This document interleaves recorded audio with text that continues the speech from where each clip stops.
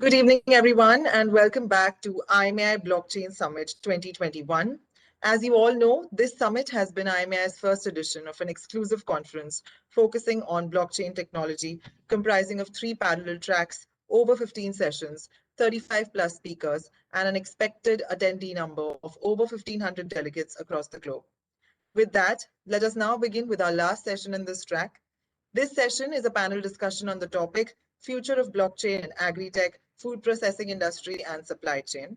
And for the same, I would like to welcome our esteemed panelists. First, our moderator, Ms. Anu Singh, Blockchain Supply Chain Leader, APAC, IBM. We welcome you, ma'am. Thank you so much. And our esteemed panelists, Mr. Praful Chandra, founder, CoinEarth. We welcome you, sir. Thank you. Mr. Srivatsa Srinivas Rao, co-founder, TraceX Technologies. We welcome you, sir. Thank you. Hello, everyone. And hello, sir. And Mr. Satish P, founder and CEO, Kratos Innovation Labs, Singapore. We welcome you, sir. Hello, everyone. Good evening. Good afternoon. Thank you. And I would now request Ms. Singh to please take over the session. Thank you. Thank you. First of all, thank you so much, IMAI, to give us this opportunity to talk about supply chain, food, the entire food industry of India, and then a technology such as blockchain, right? So personally, this topic is quite dear to me in the sense that I've spent a lot of time across different stakeholders in India and outside of India, understanding what are the challenges in this technology. Even IBM in itself, if you look at our blockchain journey, IBM Food Trust was one of the first platforms that we put together, and one of the key ideas behind that platform was to be able to connect the different stakeholders in the food ecosystem. And especially this becomes more challenging in the India domain because India is a very disintegrated market. If you especially look at the food industry, we have a lot of unstructured.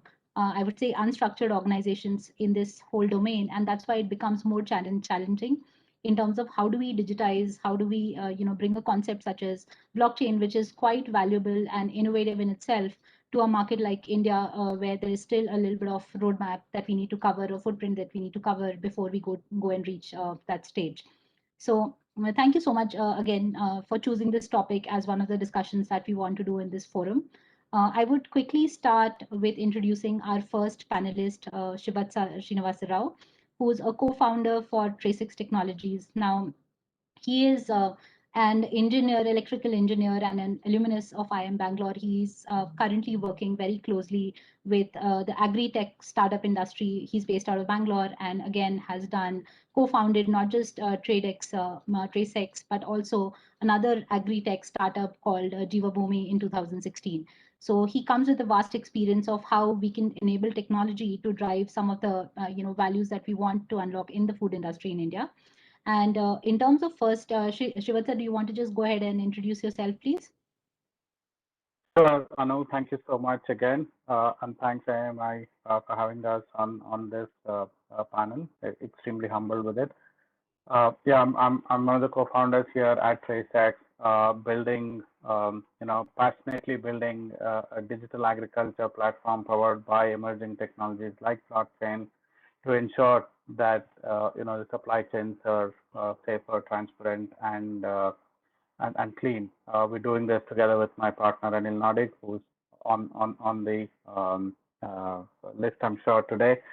Yeah, that's pretty much right now. And then when my turn comes, I'll talk a little bit more about the journey, and then I'll take it there. Yeah. Thanks, Srivatsa. So I think the first topic that all of us wanted to talk about today was the whole idea of how do we put value through the traceability component of blockchain, right? Now, in terms of our experience, that we have seen that some of the key things that, or some of the key ideas that we always want to focus with blockchain is essentially bringing down food wastage that you see in the industry today. Improving brand awareness in terms of brands that are using certain kind of products or are organic, not just within a country but globally as well, right? So how do we start passing on some of that value more to our farmers and the initial miles of our ecosystem, where essentially the coffee growers of India, the dairy producers of India, right? So how do you start putting a value on the traceability component of blockchain? And Shubhat sir, we could just speak through some of the use cases that you've seen from your own experience in terms of how we can look at these use cases to drive the value that we want to drive across this food ecosystem today. Absolutely, Anu. Thank you so much again. So feel free to stop me when my time is up. I'll try to keep track, but then if you think I'm overshooting, feel free to stop me. So I just want to give a perspective of our own journey and where we fundamentally saw value coming in for the entire agri and food ecosystem with implementation of solutions like blockchain. So as in the introduction, I talked about our first exposure into why from a consumer standpoint, traceability or just simply knowing about the food they eat and knowing about the supply chain, how transparent the supply chains are, is non-negotiable. That's something that we experienced firsthand ourselves when Anil and I were running our first startup, which is Jeevabhoomi, which is where we started to think about it ourselves when that business started scaling, and decided that unless the ecosystem is essentially digitized, there isn't a way that we can communicate the value of information, value of information that's common property about the food that must be shared with a network, right, of participants. As we discussed already, supply chains are complex anyway in the first place. It doesn't matter which supply chain, but pretty much every supply chain is complex. But then if you just look at the data that flows simply across one party to the other party in the supply chain, there is some sort of benefit for each one of them, but it really depends on at what point of the supply chain they are in to realize the value. So largely, if you look at any implementations like this, any technologies like this that might bring in is largely around trust, accountability, and transparency, we could say, right?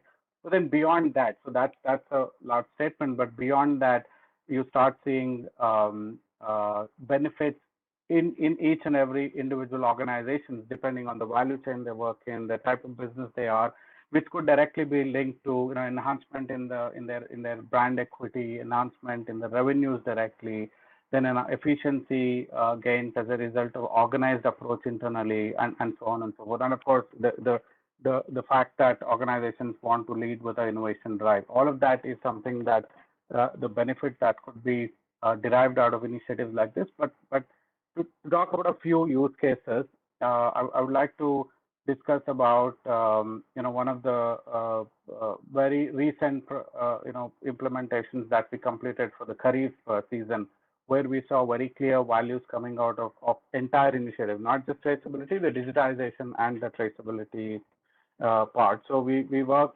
with Olam Agro, which is one of the largest commodity trader in the world, if you see, and we work with them on a project called SRP, Sustainable Rice Production, which is aimed at sustainably growing basmati rice, which is essentially residue free and eventually is ready to be exported out of India to different places within Europe and US. So the whole idea there was to produce, working with the local farmers in the northern part of in India, which is in Fatehabad in Haryana. In Fatehabad, essentially working directly with farmers to produce traceable and residue-free basmati rice. Right. So that entire project involved Bayer in partnership with Olam, working with farmers directly, right from providing a pesticide kit to the farmers, fertilizers to the farmers, just so as to track the entire usage of the fertilizers itself. So we worked with them in digitizing the entire ecosystem, right from every single farmer's record being digitized on our platform to driving package of practices that the farmers follow all through the production season. Why did we track all of that? Eventually, that was a very critical part of the outcomes of the project, where we wanted to be measuring the residue levels at the end of the project. Therefore, we worked with them in digitizing all of that information, especially tracking daily activities that happen on the at the farm, and verification of those activities that happen on the farm directly on the blockchain, providing inputs at the right time in terms of agronomy advisories and so on and so forth, which eventually led to a income to the farmer, which was between 12 to 15%. Because when Olam started working with this farmers, they managed to reach, they managed to meet about 85% of their procurement goals to procure residue-free paddy from the farmers. Therefore, because of an organized approach, they managed to sort of get the farmers managed to get about 12 to 15% more on their produce itself. And again, because of intervention that was there at the farm level, the cost of production decreased by 10 to 12% again, and there is an increase already in the yield, again, because of agronomy support that they got. So these are some of the farmer level benefits that they directly derived out of the initiative. But you now look at the post-harvest, where is that the traceability playing a very important role? So all of this data, which was captured during the production stage, which essentially was the right things were done, is now getting is available on the post-harvest, making that entire post-harvest produce completely traceable, including the pesticide residue testing, which was done on the product itself before it was procured from the farmer. So that's one use case. We work with several brands as well. So recently we started working with a brand called Timios, for example. Timios is a infant food product that operates out of Bangalore. For them, the value that they see is from coming across as a very transparent brand, trusted brand to the parents of toddlers, right? So they manufacture food like ragi porridge and so on and so forth for kids between 0 to 2 months, 6 months, and 12 months. For them, it was more about making sure that whatever right things that they're doing, bringing that out into their consumers and letting them know how transparent they are as a brand. That's if you see, there isn't much on the first mile itself, but then it's all focused on the post harvest and manufacturing side of products. Similarly, we work with MTR Foods. Again, that's a different use case that I wanted to take and then explain through how they are leveraging the benefits. Again, the whole objective about that project was to work directly with farmer organization and procure sustainably aflatoxin-free chilies. So MTR works directly with 300 odd farmers in northern part of Karnataka, where farmers are growing chilies, and the value of traceability there is right from farm to the factory, where every bag of chili that ships in out of that project is traced on our platform. Another perspective I want to give, and maybe I'll stop there in terms of deriving value again on traceability itself in food traceability. We work with a contract farming company called Greener Fresh Produce that works directly with farmers again that produce iceberg lettuce. This operations happen in the Nilgiris. Eventually, the output that comes out of that production is directly purchased by McDonald's and KFC, who are very conscious about the produce that they want their suppliers to give. So every crate of iceberg lettuce, there are 10 heads of iceberg lettuce in a crate that gets shipped to McDonald's once every week, and each and every crate is traceable up until the farmer level. So those are some of the use cases that we've implemented. Of course, we have use cases in coffee where we built bean to cup traceability, working with a brand called Slay, which is again based out of Bangalore. We're working with government of Telangana to solve the problem of traceability in seeds. We just recently worked with Fruits and Vegetable Promotion Council of Kerala, where they are exporting. In fact, last night a 20-ton container left Indian shores to the UK, where the Naindran variety bananas were completely traced out of our platform. There, the value was for the consumers or the Indian diaspora in the UK, for them to tell how authentically the produce was grown. So those are some of the use cases that we've implemented and how our customers are looking at traceability from a different angle as well. There's a financial angle as well. I'm sure Praful has more to talk about it, so I'll hold on from it. But it's about leveraging data that's available on the ledger for multiple other purposes as well. Thank you. So that's my 3 points. Thanks, Shri. That was quite a good insight, and I'm glad that you've been able to reach a point with the different members that you spoke about, where you were able to give a number to some of the KPIs and the metrics that you spoke about as well. Because for any of the new technologies that we work on, and especially a technology like blockchain, one of the key challenges that I personally face is that always putting that number to some of these conceptual data that or the conceptual elements that we talk about in terms of provenance and traceability. So I'm glad that in your experience, you've been able to show some of those metrics in across the organizations that you spoke about today. And just to add one more, from what I heard, Shri, right now also, is that I've also seen that it creates quite a ripple effect. And when I say that, the whole point where we start from traceability, and I can draw from my experience across some of the other geographies where we have done that in the food industry, and we've seen that the moment we are able to give that traceability information to a consumer for a certain product, it actually creates a ripple effect to their other related brands and other related products as well, where essentially if you trust one organization for a certain range of products, you start trusting them for the other products as well, right? And that's the vision I would like to somewhere drive for the Indian subcontinent as well, where essentially we start putting value on our brand as India and what we produce and what we sell, versus focusing it on basically starting from traceability and then taking it somewhere where we can have a larger brand impact of anything that gets produced and manufactured in India in the food industry.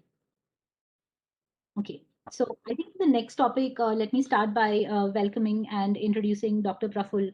Again, Praful has quite a bit of an experience, global experience, I must say, in terms of being able to drive valuable business solutions across different organizations. He's quite of an educational, he's got quite a bit of an educational background with him, where he has a very interesting degree of PhD in game theory, and also a master's degree in political policy studies. Sorry, and again, he's an electrical engineer. But what I can see, Praful, is that you've done quite a bit of education, not just related to engineering, but in many other fields as well. And he's also authored almost 21 papers and written 2 books and has 18 patents under him. So that's that's quite something, Praful, I must say. And then in terms of topic, I would like to maybe introduce the topic as well, Praful, and then I'll hand it over to you. So the second thing that we wanted to speak about was essentially the access to capital, access of capital to the farmers in the agri sector, right? And this could range from various topics that we talk about, starting from invoice financing to DBT to crop insurance, contract farming. How do we essentially look at making all of this capital to everybody who's in the food ecosystem in India today, make it very transparent and with good speed. Praful, over to you. Sure. Thanks, Anu. Thanks for the kind words. I think I will pick up where Srivatsa left off. I think if you take a step back and think about what is it that this technology fundamentally enables, and if you were to ask for that one word of 100 people, I think the term that you will hear the most often is visibility, right?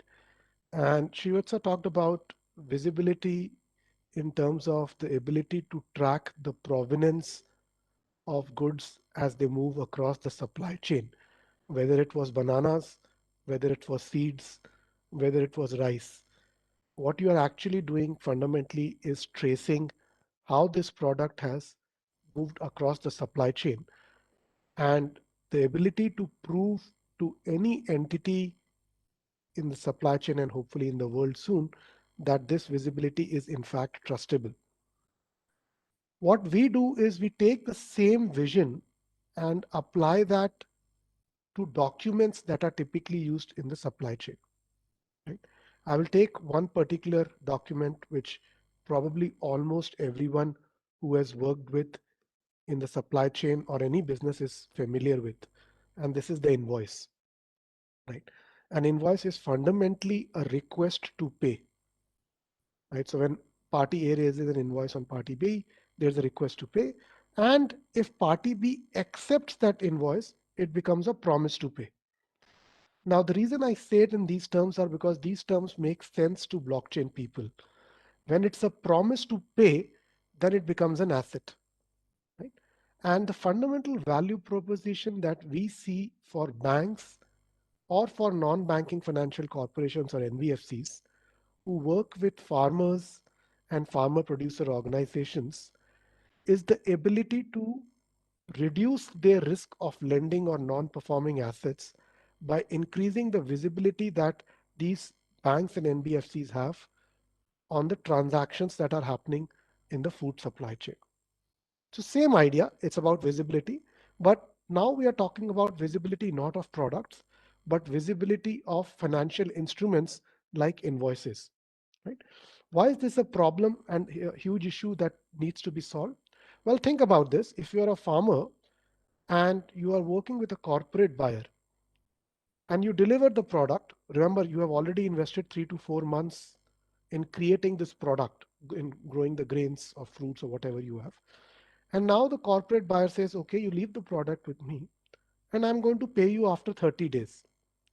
Now, this is a critical period for the farmer because he needs to spend money during this time to acquire the raw material for his next season, right? And that's why there's a whole industry that has come around, cropped up around this, where banks and NBFCs are willing to lend to these farmers and farmer producing organizations. The problem really is the risk that they take because the payment guarantee is not there and they really do not know what's happening with the past crop. And if you kind of say that here is the ecosystem that we have created, here is the technology solution that we have created, which gives the financier visibility into the ongoing transaction where the banks and NBFCs can validate the sanctity of the invoice and the transaction behind it. Is this a valid invoice? Has the corporate buyer agreed to pay this invoice? Has the crop actually been delivered? Right? These are the kind of problems that if you solve, then the ecosystem benefits and it's a win-win-win scenario. You are able to kind of reduce the risk for the financier. You are able to get the farmer to get paid early while you are still able to have the corporate buyer maintain their cash flows. It's a known invoice financing and bill discounting is not a new solution. It has been there for centuries. What is new is the speed and scale at which we can achieve this. If in a 30-day loan, you take 7 to 8 days to process the loan, that is time wasted. So if you can do this at the frequency while still reduce the risk, I think that's a huge value proposition. Let me extend this and give you another example of where we see this going. Right? If you look at export houses, right? Export houses also have a very similar problem where when they export the product out and it takes a few weeks to reach the final customer, they also go to banks and NBFCs and apply for invoice financing and bill discounting, right? But given the delays involved in shipping there are new instruments that are available. For example, there is something called pre-shipment financing, and Satish will talk probably more about this. But the idea that I can get a loan even before the invoice has been created or even before the material has been delivered opens up new interesting opportunities in the agricultural sector.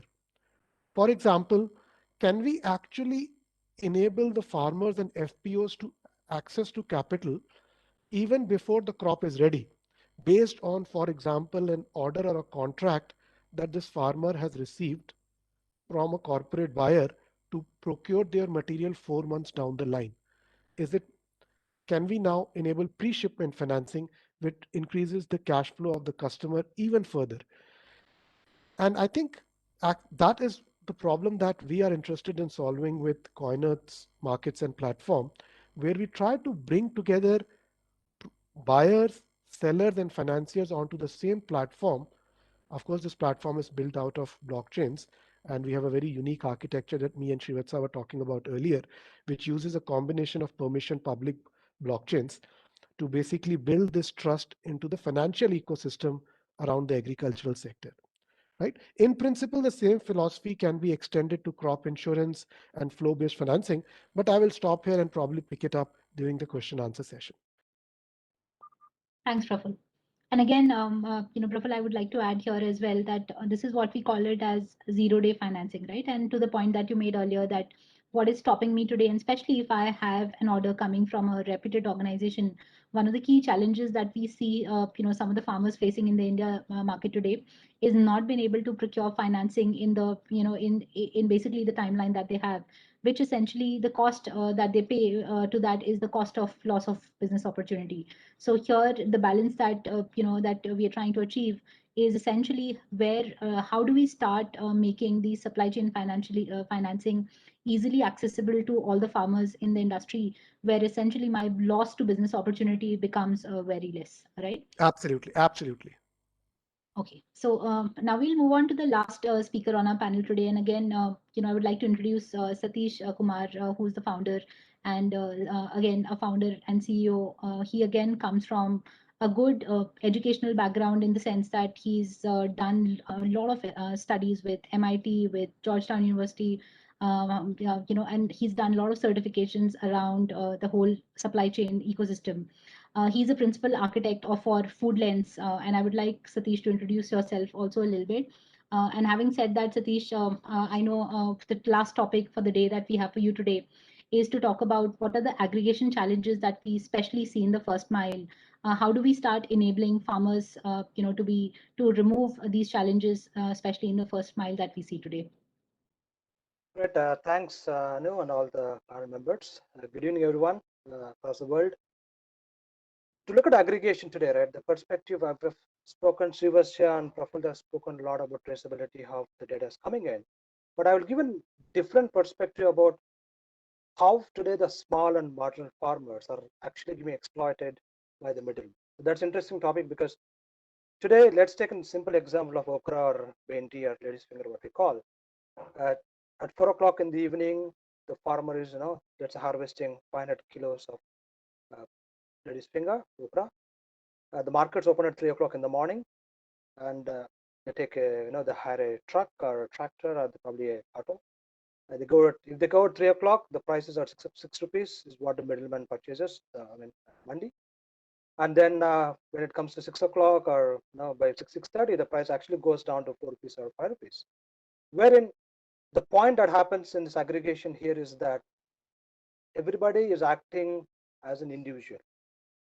Farmer one, he takes his one produce at 3 o'clock in the morning. Probably he doesn't even have full auto load or full semi truck load, but he still is pay about 300 rupees, 400 rupees to go to the market, which is 30 kilometers away. And until the produce reaches the mandi, there's no guarantee of the price because it varies by 30 minutes. So what we call this as a push strategy. So we have a lot of supply coming into the mandi, and every hour things changes here. They are at loss, and who gains here? We all know the middleman. They make the most out of it. By 6:30, the mandis and markets, plus vegetables I'm talking about, and then what's going to happen is the farmer sometimes do not even have money to come back to the place because the price is really bad. What happened interesting last year, that we were part of one of the hackathon, and we were invited by government of AP. When we actually proposed a pull strategy, the aggregation part of it, first of all, we encourage farmers not to keep on wasting time on individual aggregation, individual transport. They could aggregate with a cooperative, for example, farmer produce organizations or companies. So we know that definitely we'll have a full truckload that's going in there. The second thing what we have actually suggested them is that when they do the plucking, we have started telling them start grading your produce at the farm gate. This is very, very important. The validation what they see today going to a mandi here is that there are so-called experts that they say, okay, this is grade A, grade B, you'll get 6 rupees for grade A, probably 4 rupees for grade B, and the farmer has no idea whether this is grade B. That's where technology comes into picture, wherein we have enabled the farmers to actually start using a simple Android mobile application where they can now start telling that, okay, this is now grade A, use deep vision technologies to start grading the produce at the farm gate, which provides a lot of inputs for a pull strategy. And I'll explain to you what's a pull strategy exactly. Probably we are running out of time. We have 2 to 3 minutes. I'll talk about it. So at 4 o'clock today, we have this okra being plucked out. We can now guarantee that 80% of them are grade A, 20% are probably grade B. Because the data is put on a blockchain platform, the buyer is in a position to actually see how much aggregation is happening in terms of a heat map coming from this cluster. And what we are trying to do them is then the pricing negotiation happens the day before, on the day of actually plucking it, between the buyer and the seller, in this case a farmer. And if they're able to aggregate by around evening 6 o'clock to a cooperative office, now everything can be put on a single truck or 2 trucks, goes to collection center of the actual buyer, like for example Udaan in India. You have other companies that are doing the mass procurement. And what we are doing in this case is that the aggregation becomes much easier, and farmer benefits more because now they can guarantee 9 rupees per kilo for okra. Similarly, there's also less procurement cost coming in for the buyer because we have bypassed all the middlemen, enable the direct connectivity between the seller, in this case a farmer or the cooperatives, and the buyer, who is agri-industry buyer, who is able to ready to buy this. This, I think, one of the biggest thing where we are able to crunch down the entire technology into a smartphone, mobile phone, and be able to get all this data. And there are other ways we have been improving, by the way. I thought I'll just share my experience here, and I think we should open up for any of the Q&A what we have. I have 9 minutes left. Thank you. I think we can now open, we have last few minutes of the session left. We can take any questions from the audience. Sure. Okay. So in that case, we can, we had one last topic that all of us wanted to talk about, right? So which was how do we look at the digital maturity of operationalizing the solution as well? And then how do we resolve who's going to pay for the network being commenced, and how how do we especially handle it in a geography like India, where we know our digital maturity overall itself is a little low compared to some of the developed countries, right? So if we want to give our views on that, that's one topic that we had for discussion as well. Sure, I'll give a quick points before I hand over to Srivarsha and Praful. Right, I think that one of the biggest constraints today we see is infrastructure part of it, which is a smartphone availability in the rural areas. About 30 to 40% of the farmers do have smartphones. If not the farmer, they're probably their kin, daughter or son, they have the smartphone, which they can use it to look at the prices and to look at all the activities. And the second thing is, I think by 2022, we are going to see a lot of market share coming in for smartphone adoption there, and that's point number one. But I will let Srivarsha or Praful to talk about the technology, who would pay for the technology, because that's very interesting in a non-trusted environment in the supply chain. What do you guys? Right, Srivarsha, you want to take a first stab at it, and I'll go next? Yes, Praful. In fact, I want to draw lead to this discussion from where Praful you left off. I think you concluded your last session with a very powerful statement where you said, while the crop is in production, just imagine how beautiful this would be if this is implemented. When the crop is in production, you already have a buyer, a short buyer for the farmer, and you're actually providing access to credit to the farmer based on the promise to buy in this case, right? And that's a perfect example of a contract farming operations, which is where the existing regulatory policies are evolving into, right, making that ecosystem more stronger. I think so fundamentally, and that's a very powerful model to work with. Now you have data which can be trusted both at the pre-harvest level and as well as the post-harvest level on a solid technology like this, and then a reliable and verifiable data, right? And if we have to get to this, obviously, fundamentally, the data has to get onto the platforms. In our experience, what we've seen at the first mile, especially when working with the producer organizations or within the farming ecosystem directly, obviously there is a challenge. While some of the experiences that we've seen, while smartphone access is still there, but then farmers today, as it is, they're not all set for acknowledging a product like this. Even our experience is that even if we have sent SMSs to farmers, interpretation of an SMS and then trusting that SMS is also you can't expect a farmer to take a clear action based on SMS that he's received. Today his comfort is still he would want to talk to somebody on the field. So I think it's very important for us, especially in our economies like us, where it is everything is evolving, emerging. We do need manpower at the farm level, at least immediately. We see this changing, but that's one of the challenges that we see, because you do have to have we several times we have to work with resource institutions to enable this, and that's one part. Secondly, the maturity of organizations, both with brands or at producer levels, to handle and operate continuously operate systems like this is where we do see challenge, and therefore they need a lot of mentoring continuously, unlike a SaaS solution where you've just signed up and then you're using it by yourself, right? So that's a ecosystem. I think it has to evolve. That's where I would pause, and Praful, let you take from there. Yeah. Sure.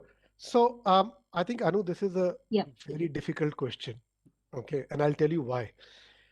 Hidden behind this question is the balancing act that startups like ours have to do between user experience, security, and cost.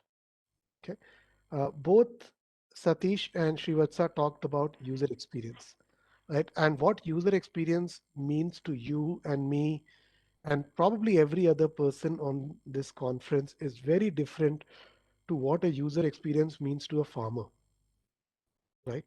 And optimizing for one is not necessarily the right thing to do.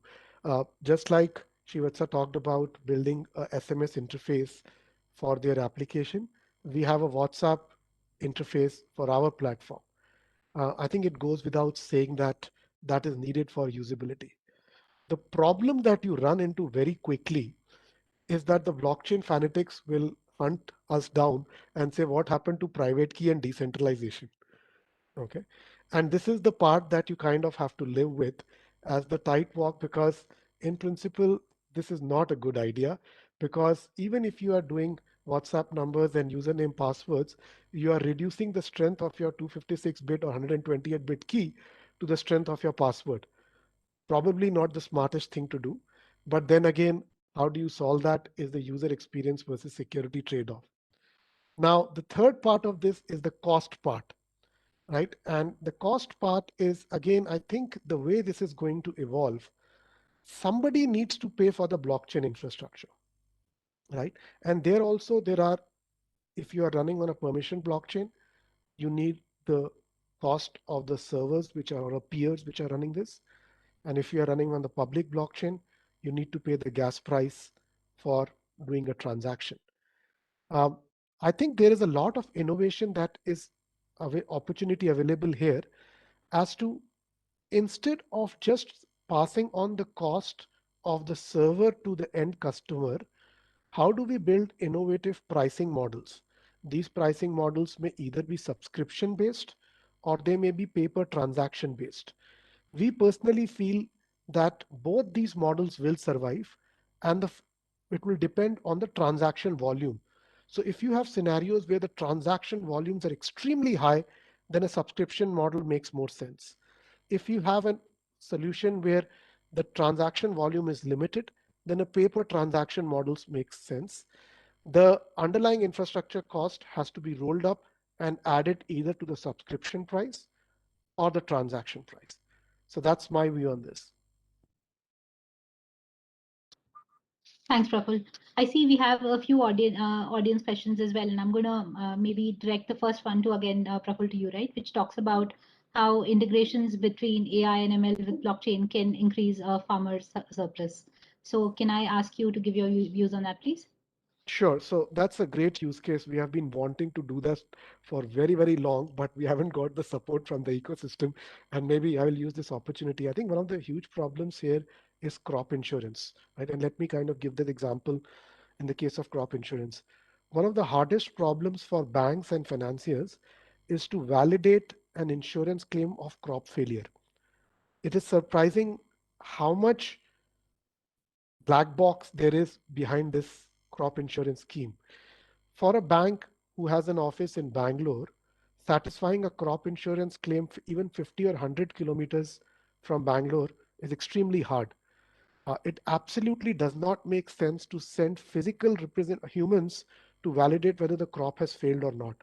And today we end up relying on government declarations of certain districts being declared drought prone and therefore crop insurance being valid, which is not the right thing to do because crop failure can happen at a much finer resolution than the district. I think one of the great opportunities here is to combine satellite imaging with blockchain by having an insurance contract on the blockchain, but the validation of whether the crop has failed or not come from satellite imagery. And I think that's a beautiful use case which is sitting there to be exploited, but just requires buy-in from the banks and the NBFCs who are kind of offering this and from the state governments. But I think that's one example where this fits in very nicely. That's right, Praful. And I think, in terms of combining the whole data that comes in from blockchain with AI technology, I've also seen that we always say that data is the basis for AI, right? And what blockchain gives you is trusted data. So essentially, over a period of time, when you have a more and more trusted data, what essentially this is going to mean is that your predictions are going to be more accurate and real rather than the variation that we are looking at today, right? And it's irrespective of the organization or the use case that we talk about, right? So it's about how do I look at the trusted data that is essentially coming from blockchain and marrying these with the AI predictions to be able to predict a little better. So Sure. that's also a little bit from my side. Now, for the next use case, maybe Srivatsa, if you could, Shri, if you could give your feedback. Sorry, the next question, which talks about how can government land records, data stored for government land records, stored on blockchain to improve agricultural benefits that are today given to farmers. So if you would, or I leave it open to Shri and you or Satish. Yeah, absolutely. Yeah, I'll just take a shot at it and then maybe let Satish share his experience. So essentially, that's something we would also love to do, because in a way the land records are digitized at several state levels today, but the access to that data is not very easily available. So what organizations like us are still doing when it comes to geographical identification of where the produce is still coming from, we're still going after recording a lot of details about where the land is located, what is the survey number, does the farmer really have that piece of land, owned, leased land or whatever, something like that, right? So if that data which is already available, and I know it's fairly accurately available within the government ecosystem. It was digitized long ago, but the access to such systems can be made open, and it's a great opportunity for organizations like us to directly validate that against something which is already kept by a regulatory authority, right? Which is the essence of the verification that needs to happen on the blockchain. So again, coming back to one of the points that we were discussing earlier, the data, in the first place, you have to get the data. Secondly, you also have to have somebody to verify this data. There has to be some consensus, and it's not very practical to have consensus for every single data element that goes into a blockchain. So essentially, even if the land record data currently, if it doesn't exist on the blockchain, it is still fine. But then as long as that data can be exposed over to the service providers and they push it over and into their blockchain networks and eventually create a large a verified data set, I think that's going to be a great value addition for every one of the organizations that's working in agriculture, at least. Attached to that is the things like soil testing report and stuff like that, which is local to that particular land area. Yeah, Satish, over to you. Great. I think that's interesting, right? So if you're looking at, so in fact, within Foodlands, what we have done now is that we started mapping the area of the acreage. Most farmers today in India do not hold more than 2 to 3 acres. So if what we have told them is if the land belongs to them, we do the mapping, we do the GIS mapping for them free of cost. Every 5 days, a satellite from NASA and Sentinel-2 fly across India. 6th day, we have data coming in that talks about multiple parameters. But the byproduct about doing a GIS mapping on the platform is that now we are able to prove that, okay, even though he's a tenant farmer or an actual owner of the land, we have the data available. And as Praful earlier said, if I have a GIS data or the satellite data, if there's a flood happening, and it happened last year, most of East Godavari district and West Godavari districts in Andhra Pradesh, they experienced 3 floods within a span of 2 months. So they would start planting paddy. The cyclone came. So the advantage of your data, which is 5 days old, why we say 5 days? Because the satellite takes about 5 days to come over India. That's the only constraint there, as we see. But we are in a position now to prove the crop insurance company saying that he is the owner of the land or a tenanted owner. Last week we saw the vegetation there, proven by the satellite feed, which are put on a blockchain platform, on the Foodlands platform. And the next week it's all flat because nothing was there and the floods came up. That becomes a trigger to execute a contract that says, okay, now he is eligible for a crop insurance. And this opens up tons of opportunities for private insurance companies. If not, the government may take some time to change the policies. That is one of the way where the technology has now improved tremendously, that we can tell the source of the truth to all the non-trusting parties. We say insurance claims and happening. And as I said, then we can't expect State Bank of India to send his agent 80 kilometers away from Bengaluru to do this check, but they can always cross-verify the data coming from a satellite feed and then say, okay, at 90% accuracy, I'm able to now take this claim. I hope that answers it.